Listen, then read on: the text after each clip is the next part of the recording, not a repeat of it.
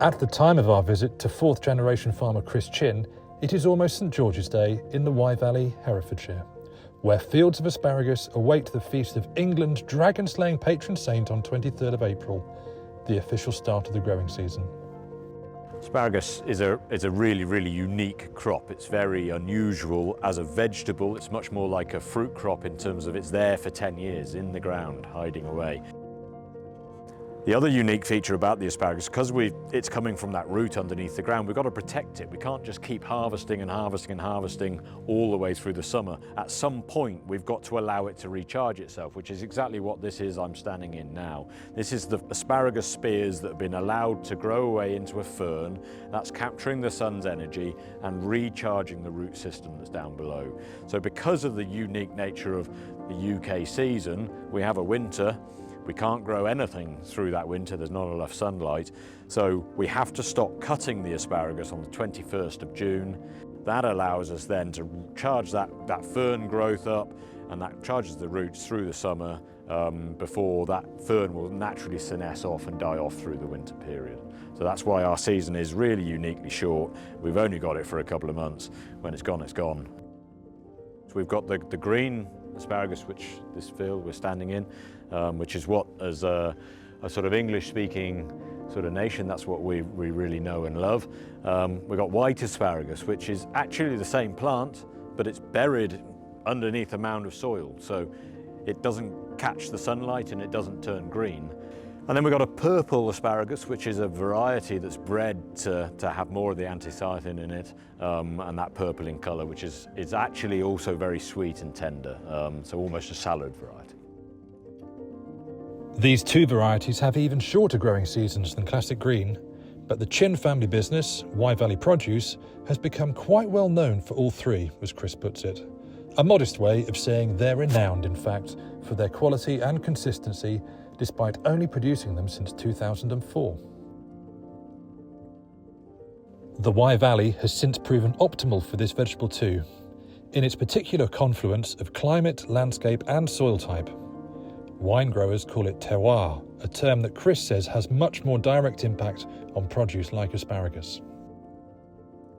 Yeah, the Wye Valley, we're really fortunate actually. We're a very early part of the UK.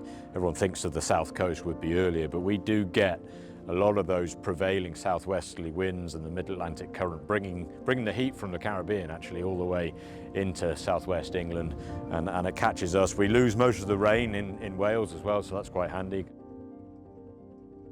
So you'll notice there's a hill behind us, so that topography is really useful for angling the fields into the sun on the south-facing slopes and angling them away from the sun on the north-facing slopes, and that's a really useful way of giving ourselves some seasonal spread.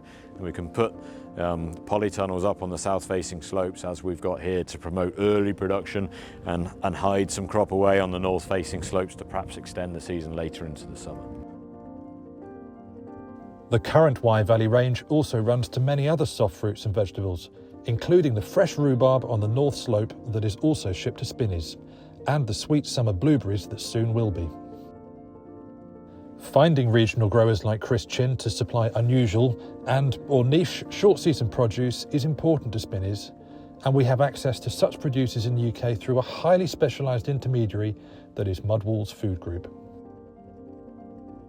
Founded by George Beach in 2010, the Mudwall's Fresh Produce brand exists to promote those growers to make them feel more relevant in retail.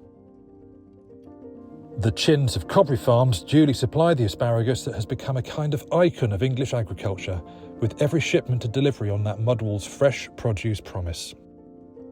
Here at Spinneys, our in-house produce commercial manager Neil Gibson is bound to agree that these homegrown British varieties taste best. So perhaps I'm biased, but I do believe that British asparagus does taste the best. It's got that better consistency of quality, it's got a better texture, the depth of flavour is a bit richer, it just cooks a bit better, so it holds its texture, it crisps up a little bit differently, so it's more suitable for many different dishes. You can even eat the product raw in salads. I just think asparagus generally is a fantastic superfood, and to make that more accessible with an exciting seasonal element to it is something that we would like to do at Spinneys. And when it comes to the age-old question of whether to bend or snap the spears first, Chinn thinks it's best to simply trim off the whiter sections, as they're likely to be the toughest.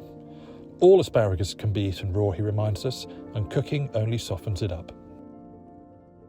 You don't need to cook asparagus. All you're doing when you're cooking asparagus is you're softening it, perhaps adding a bit of char grill flavour to it. So I think it's quite important to remember that. Very easy to overdo, so if you're not sure, take it out rather than leave it in for the extra minute.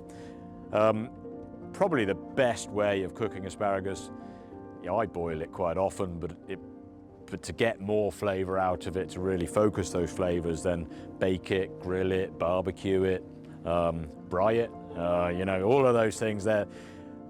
It's a very, very flexible product, and it's kind of one of those veggies that you can get a tray full of asparagus, bake it off, put it on a dish, perhaps a bit of Parmesan or something on top of it, and just have it as a bit of a nibble, a starter, a bit of a sharing dish, and people go, wow, it's something special and different. It's pretty unusual. You can't do that with many veggies, so yeah, it's really special.